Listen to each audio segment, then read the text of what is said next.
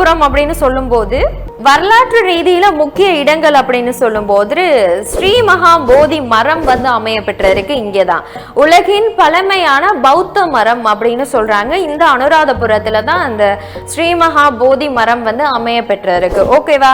அதுக்கப்புறம் ருவான்வெளி சாய ஸ்தூபம், அழகான பௌத்த ஸ்தூபம். அந்த வந்து இலங்கைக்கும் இந்த இலங்கை வந்து அனுராதபுரத்தை வந்து பேர் சொல்லக்கூடிய இடமா அமைய பெறுறது வந்து இந்த ருவான்வெளி சாய தான். ஓகேவா?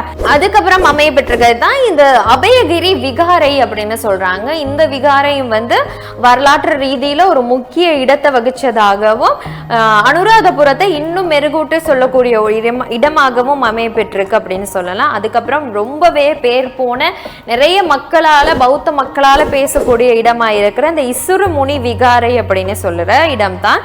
இந்த விகாரையை பொறுத்த வரைக்கும் பாறையிலேயே வெட்டி கலை சிற்பங்கள் வந்து செஞ்சிருக்காங்க. பாறை முழுவதுமே பயன்படுத்தி கலை சிற்பங்கள் செஞ்ச ஒரு இடத்துல இது ஒரு முக்கியமான இடத்தை வகிக்கிற ஒரு காரணத்துக்காக தான் இந்த இசுருமுனி விகாரை வந்து இன்னைக்கு வரைக்கும் ஸ்ரீலங்காவை பொறுத்த வரைக்கும் அதிக அளவு பேசப்படுது.